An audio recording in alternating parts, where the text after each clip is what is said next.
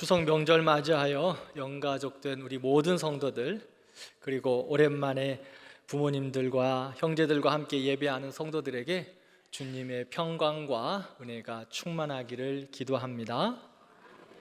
또한 성도님들이 지방에 가신 분들도 많으신데 안전하게 하시고 어디서든 예배할 때 하나님께 영광이요 은혜와 기쁨이 충만하시기를 기도합니다. 우리는 지난주부터 빌립보서 말씀을 살펴보고 있습니다. 빌립보 교회는 바울이 2차 전도 여행 중에 세운 최초의 유럽 교회입니다. 자색 옷감 장사였던 누디아가 복음을 듣고 그녀의 가정에서 빌립보 교회가 시작되었습니다. 이후 빌립보 교회는 복음을 위한 일에 열심을 다해 참여했고 하나님의 영광과 기쁨이 되는 충만한 교회로 세워져 갔습니다. 지금 사도 바울은 로마 감옥에 갇혀 있습니다.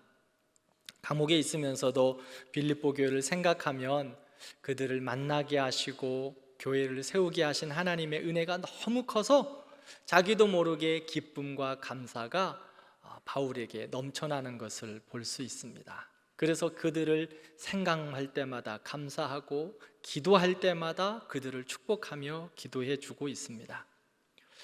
왜 이렇게 바울이 빌립보 교회를 생각할 때마다 감사하고 기도할 때마다 기도가 나올까요?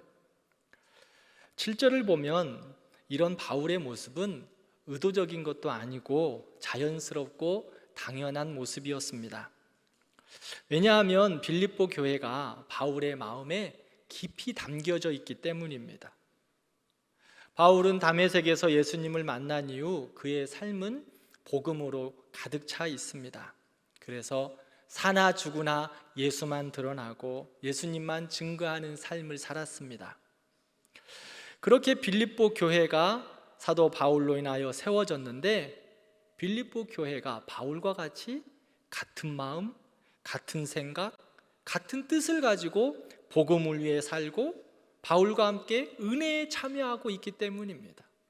그래서 바울은 마음에 빌립보 교회가 가득 차 있습니다. 지난주 살펴본 것과 같이 빌립보 교회는 개척된 날로부터 10여 년이 지난 지금까지 복음을 위한 일에 최선을 다하고 있습니다. 오늘 본문을 보면 복음을 변명함과 확정함에 함께 했다고 말합니다. 변명함이란 바울은 로마 감옥에서 황제에게 재판을 받게 됐는데 복음을 위해 자신이 감옥에 갇혀 있지만 자신을 복음으로 인하여 변호해야 합니다. 이것이 바로 변명함이었어요. 확정함이란 재판의 결과가 어떻게 나온다 하더라도 그것과 상관없이 재판정에서 로마 황제에게 복음을 전하는 일, 또한 그 감독관들에게 복음을 전하는 일을 감당한다, 이것을 말하고 있습니다. 그렇게 감옥에서 재판을 받으면서도 복음을 위하여 살아가는데 빌립보 교회를 생각해 보니 빌립보 교인들도 바울과 함께 이렇게 선한 싸움을 싸우고 있는 거예요. 빌립보 교인들은 예수 그리스도를 믿은 이후 또 바울처럼 핍박과 어려움을 동일하게 받고 있습니다. 그럼에도 불구하고 믿음을 지켜가고 참고 수고하며 하나님이 기뻐하시는 교회를 지금 세워가고 있습니다. 그래서 바울은 그런 빌립보 교회를 마음에 가득 두고 사랑하지 않을 수 없어요.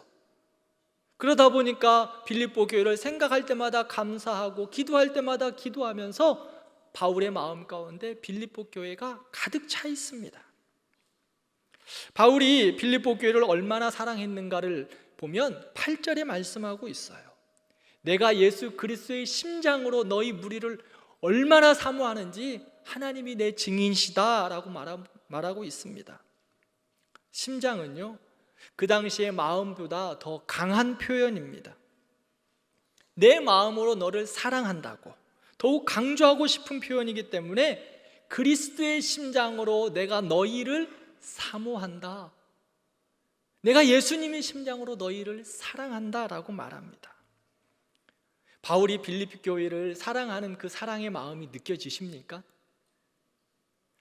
바울은 예수 그리스도의 심장으로 그렇게 빌립보 교회를 사랑했기 때문에 빌립보서를 보면 빌립보 교회를 부를 때마다 사랑하는 나의 형제들, 사모하는 형제들, 나의 사랑, 나의 기쁨, 나의 면류관이라고 빌립보 교회를 나의 마음 가득 찬 그러한 사랑의 언어로 표현하고 있습니다.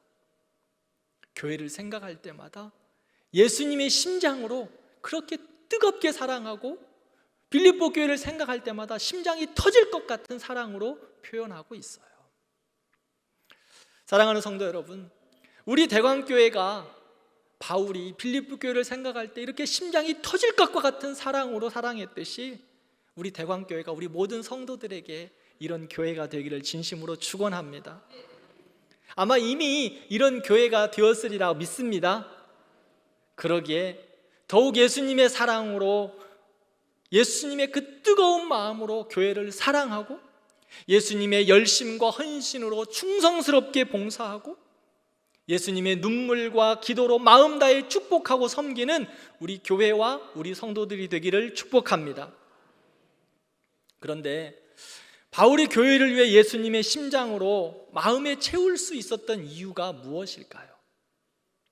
그것은 교회의 주인이 예수님이시기에 바울은 어떤 시련과 어떤 어려움에서도 넉넉히 감당할 수 있었습니다. 빌립보 교회에 대한 바울의 관계는 오직 예수님에게서 확실하게 정리가 됩니다. 교회는 예수님의 피의 복음으로 예수님이 반석이 되어서 예수님으로 인하여 세워진 것이 바로 교회입니다. 그러므로 하나님께서 자기 아들을 십자가에서 죽이시고 그렇게 우리를 사랑하셨던 것처럼 교회는 그렇게 영광스러운 교회입니다. 하나님이 사랑하신 교회. 그러므로 바울도 교회를 그리스도의 심장으로 사랑하고 충성하고 섬겼습니다. 사랑하는 성도 여러분, 하나님께서 우리를 예수님의 피로 사신 대광교회의 성도로 영가족으로 우리를 부르셨습니다. 그러므로 하나님이 자신의 아들을 십자가에 죽이시기까지 사랑한 것처럼, 바울이 교회를 향하여 심장이 터질 것과 같이 사랑했던 것처럼 우리도 우리 대광교회를 우리의 생명을 다해, 우리의 마음을 다해 심장이 터질 것과 같은 사랑으로 사랑하는 우리 모든 성도들이 되기를 축복합니다. 교회는 하나님의 말할 수 없는 사랑으로 구원받은 하나님의 백성들이 모였습니다. 그런데요, 여전히 부족한 것이 많습니다. 흠도 많습니다. 어려움도 있습니다. 우리 대광교회 참 좋은 교회입니다. 그런데요, 완전하지 않습니다. 여전히 공사 중입니다. 여기도 터져 있고요, 저기도 고치고 있고, 여기도 고치고 있고, 다 고치고 있어요. 성도 여러분, 빌립보 교회도 마찬가지였어요. 어려운 점이 많았습니다. 실망스러운 일도 많았습니다. 그러나 바울은요, 그렇게 어려움도 있고 실망스러움도 있고 부족함도 있지만 그 빌립보 교회를 향하여 심장이 터질 것 같이 사랑했다. 내가 빌립보 교회 너희들 생각할 때마다 심장이 터질 것 같아. 그렇게 사랑 고백하고 있습니다. 왜 그랬을까요? 교회의 완전함은요, 사람에게 있지 않기 때문입니다. 교회의 경건함과 교회의 완전함은 사람에게 있지 않고 교회를 세우신 오직 예수 그리스도 그분에게 있기 때문이에요. 예수님 때문에 그러므로 우리는 교회를 사랑할 수 있어요. 우리가 사람에게서 완전함을 찾으려고 하면 실망할 뿐입니다. 사람에게서 완전함을 찾으려면 눈물뿐입니다. 괴로움만 있습니다. 우리 장로님들, 제가 세계에서 최고로 좋은 장로님들이라고 말씀드렸어요. 맞지요? 아멘이 그거밖에 안 나와가지고. 우리 장로님들은요, 세계에서 최고로 좋은 장로님들이십니다. 아멘. 우리 장로님들도 아멘 크게 하세요. 왜냐하면 장로님들도 내가 세계에서 최고로 좋은 장로 되겠다 결단하는 거예요. 정말이에요. 우리 장로님들 세계에서 최고로 좋은 장로님들이세요. 그런데요, 최고로 좋은 장로님들이지만 그들에게서 완전함을 찾지 마세요. 그들도 가만히 들여다보면 부족함 투성이에요. 저는 어떨까요? 저는 우리 장로님들처럼 세계에서 제일로 좋은 장로님들, 제일 좋은 목사가 되지 못해요. 그러기에 저에게서도 완전함을 찾지 마세요. 예수님은 완전하시지만, 하나님의 교회는 완전하지만 우리는 부족한 것 투성입니다. 우리는 불완전합니다. 어리석음도 많습니다. 그러므로 교회는 예수님을 닮아가기 위해서 날마다 함께 지어져 가는 겁니다. 우리는 부족하지만 예수님은 완전하고, 우리는 연약하지만 예수 그리스도의 교회는 완전하고 강건합니다. 우리가 부족할 뿐이에요. 그러기에 완전하신 예수 그리스도, 그분 바라보면서 교회의 완전함을 위하여 우리는 날마다 함께 지어져 가는 겁니다. 사랑하는 성도 여러분, 부족함이 혹시 보일까요? 부족함이 보이면 예수님의 사랑으로 내가 그 자리에 가서 조용하게 그 부족함을 채우는 겁니다. 어려움이 보이시나요? 그 어려움이 보이면 내가 그 자리에 가서 그 어려움을 내 가슴에 부여잡고 겸손하게 그 어려움들을 내가 먼저 감당하는 겁니다. 그리고 나서 더 할 일이 있어요. 떠벌리지 않는 겁니다. 내가 이런 거 했어, 내가 이 부족함 채웠어, 내가 이거 감당했어, 떠벌리지 않는 거예요. 그게 겸손이에요. 그게 그리스도의 온전함을 채워가는 거예요. 그렇게 좋은 교회를 이루어가는 것입니다. 우리는 구원받은 하나님의 백성이며 대광교회의 영가족이 되었습니다. 우리는 예수님 때문에 살았고요, 예수님 때문에 살아가고 있고요, 영광스럽게 예수님을 영접하게 될 거룩한 하나님의 백성들입니다. 우리는 예수님으로 인하여 살아가요, 예수님으로 인하여 심장이 터질 것 같은 사랑을 받았어요. 그러기에 예수님의 그 완전함으로 이루어가는 거예요. 우리가 예수님의 심장을 가지고 교회를 사랑하고 복음을 위해 살아가는 복된 성도들 되기를 축원합니다. 바울과 같이 교회를 생각하면 그런 흥분과 기대가 있어야 해요. 그 흥분과 기대를 가지고 교회를 섬기고 성도를 섬기고 복음을 위하여 참여하는 겁니다. 사도 바울은 그렇게 이야기해요. 내가 그리스도의 심장으로 너희를 얼마나 사랑하는지 하나님이 내 증인이시다. 이 사도 바울과 같은 고백이 우리 모든 성도들의 고백이 되기를 진심으로 축복합니다. 내가 교회를 얼마나 사랑하는지 하나님이 내 증인이시다. 내가 우리 교회, 우리 대광교회 성도들을 얼마나 사랑하는지 하나님이 내 증인이시다. 그렇게 그리스도의 심장으로 터질 것 같은 마음으로 우리 교회를 사랑하는 귀한 성도들 되기를 축복합니다. 바울은 이렇게 뜨겁게 사랑하는 교회를 위해서 세 가지를 기도합니다. 뜨겁게 사랑하는 빌립보 교회 성도들을 향하여 세 가지를 기도해요. 첫 번째는 9절을 보면 지식과 총명으로 사랑이 풍성하기를 기도합니다. 빌립보 교회가 사랑이 없었던 것은 아니지만 거기에서 멈추지 않고 사랑이 점점 더 풍성해지기를 원하고 있습니다. 에베소서 4장 15절 말씀을 보면 교회는 사랑 안에서 참된 것을 하며 사랑으로 자라나야 한다라고 말씀합니다. 우리가 그러면 어디까지 자라나야 할까요? 십자가에서 죽기까지 사랑하셨던 예수님의 그 사랑을 이루어가기까지 자라나야 합니다. 다른 표현으로 말하면 우리의 사랑이 그리스도 예수와 같이 풍성해지라고 기도하고 있습니다. 홍수에 마실 물 찾기가 어렵습니다. 지금 세상은 사랑이라는 말과 표현이 너무 많습니다. 그러나 십자가의 사랑의 깊이와 넓이를 감당할 사랑을 찾기 어렵습니다. 이 사랑을 어디서 찾아야 할까요? 이 사랑을 누구에서 찾아야 할까요? 요한복음 5장을 보면 베데스다 연못이 나옵니다. 이 연못에 천사들이 가끔 내려와 물을 움직이게 하는데 그 시간에 어떤 병을 걸렸던지 먼저 들어가기만 하면 낫게 된다는 전설이 있습니다. 그래서 많은 환자들이 베데스다 연못에 모여들어 행각에 진을 치고 살았습니다. 베데스다는 병자들의 희망의 장소요, 기적의 장소였습니다. 그곳에 38년 된 병자도 함께 있었습니다. 성경은 그 38년 된 병자가 어떤 병을 앓고 있는지 확실하게 말하고 있지는 않지만 38년 동안 그 병을 앓고 있었던 것을 보면 그의 병은 심각하고 참 괴로웠던 것 같습니다. 그는 지푸라기라도 잡을 심정으로 베데스다에 온 것입니다. 베데스다에 모인 환자들은 서로의 아픔을 나누고 서로 위로하고 한편으로는 힘이 되어 주었을 것입니다. 동변상련이라는 한자 수거가 있지요. 같은 병을 앓는 사람들끼리 서로 불쌍하게 여긴다, 서로 위해준다라는 말이지요.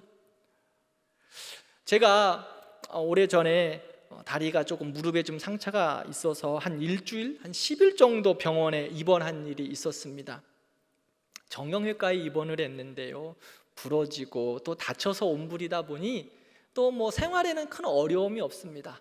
특별히 입에는 전혀 문제가 없었기 때문에 밤마다 야식을 시켜 먹고 맛있는 거 서로 나누고 뭐 서로 이야기하고 그 병실이 늘 뭐 잔치집과 같았어요. 그래서 그곳에서 서로를 위하고 세상 이야기도 많이 듣고 재미있게 지낸 기억이 있습니다. 아마 베데스다 연못에서도 행각 근처에서도 그랬을 거예요. 환자들이었지만 서로의 아픔을 나누고 마음을 나누면서 서로 위로하고 격려하고 그렇게 지내지 않았을까 생각이 듭니다. 그런데요, 그렇게 서로를 위해주는 척하며 지내면서도 물이 움직이기 시작하면 어떻게 되었을까요? 이제까지 보았던 사람들이 아니에요. 함께 웃고 함께 울고 먹었던 것도 다 내팽겨 쳐버립니다. 서로가 무서워져요. 내가 먼저 베데스다 연못에 들어가기 위하여서 모든 것을 다 내팽겨 쳐버립니다. 38년 된 병자, 아마 베데스다 연못 근처에서 모르는 사람이 없었을 것입니다. 아무리 인정이 없는 사람들끼리 모였다 해도 베데스다의 최고참이었을 거예요. 그래서 어떻게 인정상 물이 좀 움직이기 시작하면 한번 먼저 그 물속에 넣어줄 법도 합니다. 그런데요, 어느 누구도 그렇게 하지 않습니다. 베데스다 연못, 그곳에 기적은 있을는지 모르지만 사랑과 인정은 메마른 곳이 되었습니다. 베데스다라는 뜻은요, 자비의 집, 긍휼의 집이라는 뜻입니다. 이름이 정말 좋죠.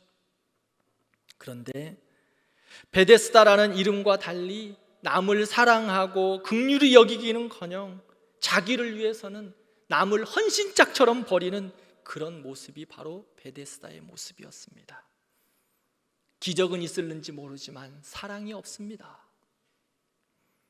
베데스다가 진정한 자비의 집, 긍휼의 집이 되기 위해서는 기적이 없어도 그곳에 사랑이 있어야 합니다. 예전에는 동네마다 종종 귀신 나오는 집들이 있었습니다. 그 집들은 매매도 잘 되지 않고 살기조차 꺼리는 집입니다. 아주 좋은 집이 있었는데 귀신이 나온다고 하니까 주인이 헐값에 집을 내놓았습니다. 한 불교 신자가 내가 그 집을 사서 잘 꾸미고 평안히 살리라, 귀신쯤이야 생각하고 그 집을 샀습니다. 부적도 붙이고 불경도 외우고 첫날 마늘과 팥도 다 가져다 놓았습니다. 첫날 밤이었습니다. 칼을 문 처녀 귀신이 그 불도 앞에 나타났습니다. 그날 밤 불도는 제정신이 아니게 다 도망쳐 버렸습니다. 한 권사님이 이 소식을 들었습니다. 그 집을 더 싼 가격에 샀습니다. 예수님의 이름으로 귀신을 쫓아내고 이 집을 잘 활용해야 되겠다 생각했습니다. 그래서 이사를 하고 집을 다 청소했어요. 첫날 밤입니다. 권사님은 십자가를 들고 마귀들과 싸울지라 찬송을 부르기 시작합니다. 어떻게 되었을까요? 권사님은 싸워보지도 못하고 도망하기에 바쁘셨습니다. 이렇게 귀신집은 어느 누구도 살지 못하는 집이 되어서 집값은 계속 떨어졌습니다. 한 젊은 신혼부부가 집을 좀 구해야 되는데 신혼부부다 보니까 가지고 있는 자본이 많지를 않았어요. 그런데 아주 저렴한 가격에 정말 좋은 집이 나온 거예요. 그래서 덜컥 그 집을 사버렸습니다. 자기 집이 생겨서 얼마나 기분이 좋은지 이사하여서 청소도 깨끗이 하고 첫날 밤을 맞이합니다. 귀신이 신혼부부를 보니까 웃기는 거예요. 못 모르고 이사한 부부가 좋다고 잠만 자고 있어요. 이 부부가 잠결에 이상한 소리를 듣습니다. 부부가 놀라서 깨어보니 머리맡에 칼을 물고 있는 처녀 귀신이 있습니다. 어떻게 해야 될지 신혼부부가 벌벌 떨고 있습니다. 그런데 아내가 얼마 전에 교회에 가서 새가족 환영을 받았는데 그 새가족 환영 시간에 불러준 찬양이 생각났습니다. 어떻게 해야 될지 몰라서 그 찬양을 부르기 시작합니다. 당신은 사랑받기 위해 태어난 사람, 당신의 삶 속에서 그 사랑 받고 있지요. 당신은 사랑받기 위해 태어난, 귀신 해야 되는데 사람이라고 계속 부르는 거예요. 이 찬양이 끝나기도 전에 귀신이 답례송을 부릅니다. 감사해요, 깨닫지 못했었는데 내가 얼마나 소중한 존재라는 걸. 지어낸 이야기입니다. 베데스다, 사랑과 자비의 집. 저는 우리 대광교회가 기적은 없을는지 모르지만 사랑과 자비와 긍휼함이 넘치는 그런 교회가 되기를 기도합니다. 진정한 치유와 회복은 기적을 통해서 일어나는 것이 아니라 사랑을 통해서 가능하기 시작합니다. 바울의 두 번째 기도는 10절을 보면 지극히 선한 것을 분별하기를 기도합니다. 지극히 선한 것이라는 말은 특출난 것, 구별된 것, 특별한 것을 의미합니다. 또한 분별하다는 것은 어떤 문서나 화폐가 위조된 것은 아닌가, 가짜가 아닌가 확인하기 위해서 시험할 때 활용하는 말이 바로 분별하다라는 단어였습니다.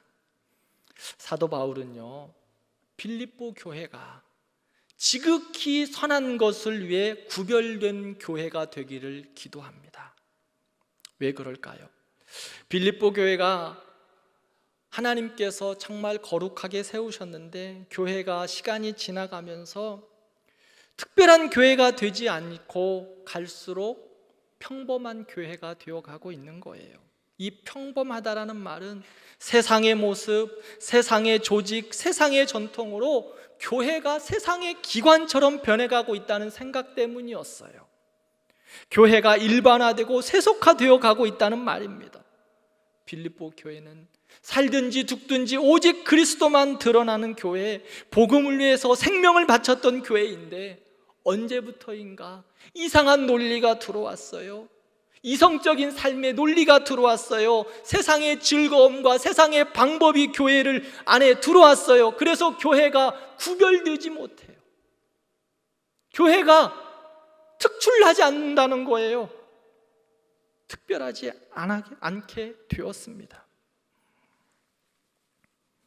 사랑하는 성도 여러분, 교회는요, 세상과 달라야 합니다. 교회는 특별해야 합니다. 교회는 구별되어야 합니다. 교회가 특별하지 않고 구별되지 않으면, 그것을 잃어버리면 땅에 버려져 그냥 밟힐 뿐입니다. 바울은 빌립보 교회가 교회의 영광이 가득하며 복음을 변명함과 확정함에 함께 참여하는 특별한 교회가 계속되기를 위하여 기도하고 있어요. 언제까지 교회가 특별해야 할까요? 사랑하는 성도 여러분, 우리가 하나님 앞에서 언제까지 특별해야 됩니까? 주님 오실 그때까지 특별해야 합니다. 교회는요, 이 본질상 이 건물의 교회가 아니라 예수 그리스도에 모인 성도들이 바로 교회의 모임이에요. 우리가 교회라고요. 그러면 우리가 세상과 달라야 해요. 특별해야 됩니다. 구별돼야 됩니다. 사랑하는 성도 여러분, 저는 우리 괴강교회가 세상이 감당하지 못하는 교회, 세상이 어떻게 할 수 없는 진짜 특별한 교회가 되기를 진심으로 기도합니다. 교회는요, 본질부터가 특별해요. 왜 특별합니까? 예수님께서 십자가의 죽으심으로 말미암아 그 핏값으로 세우신 것이 바로 교회이기 때문이에요.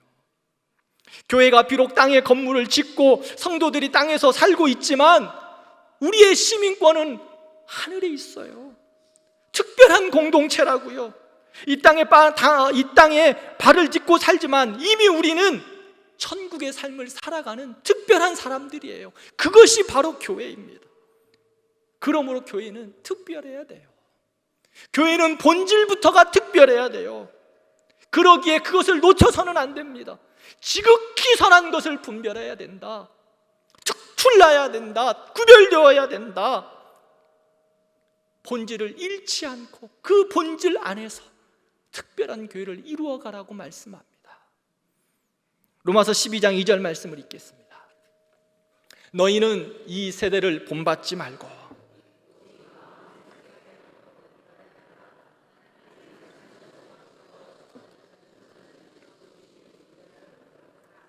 아멘. 교회는, 우리 성도들은요, 세상과 다른 기준과 세상과 다른 가치관으로 살아가는 거예요.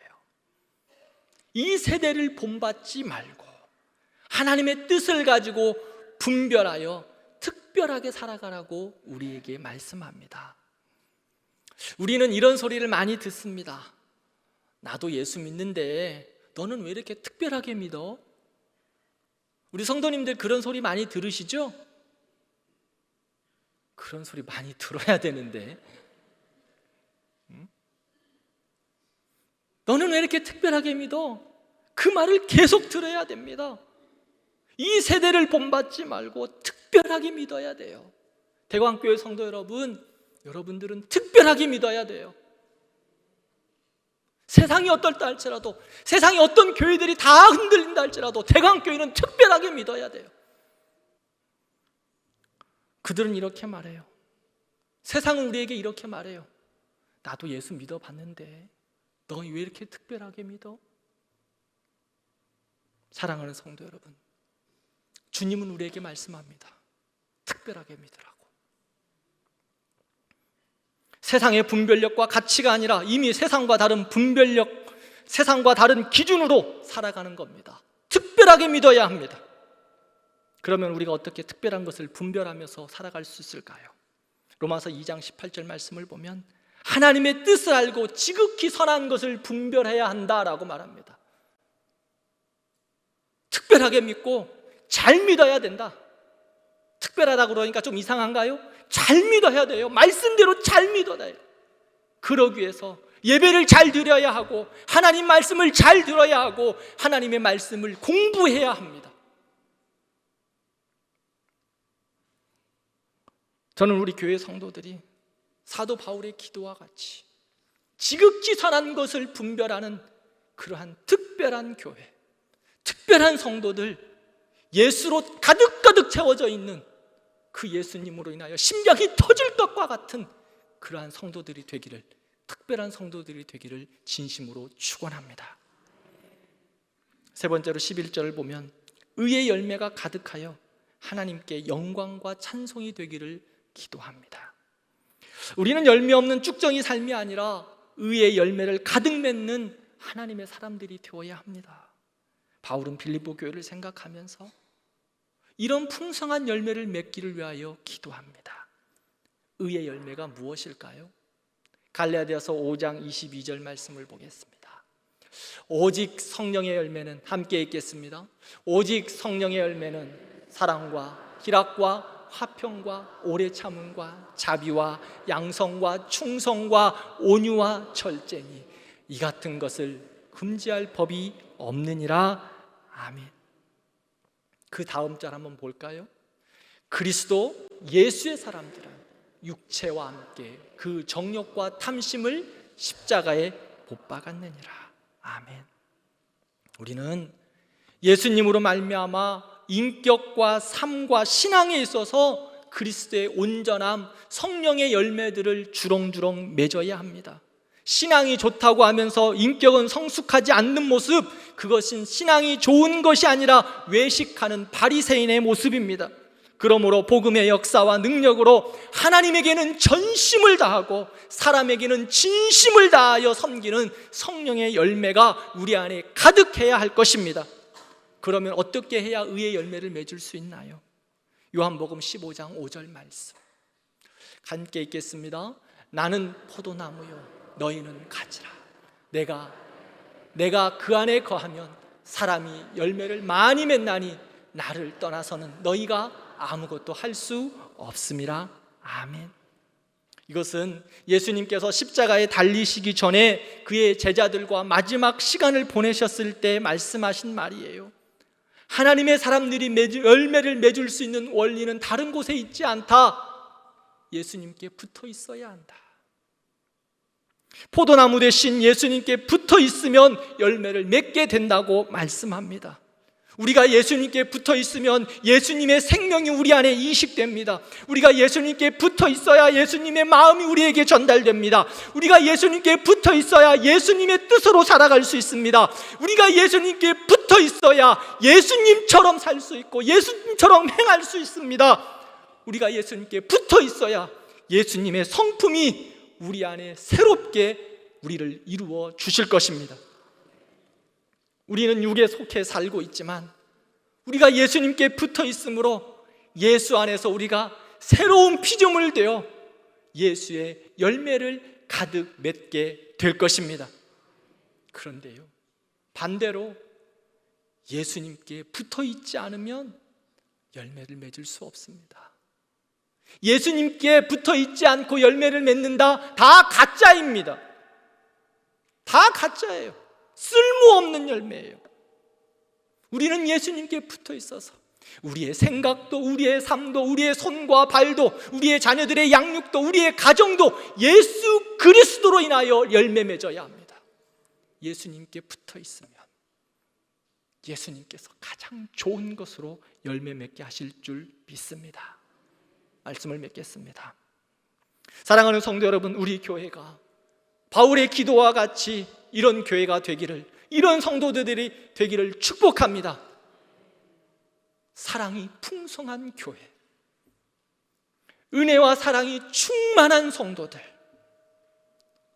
우리 교회가 이런 교회 되기를 바랍니다. 지극히 선한 것을 분별하여 특별한 성도들 되십시오.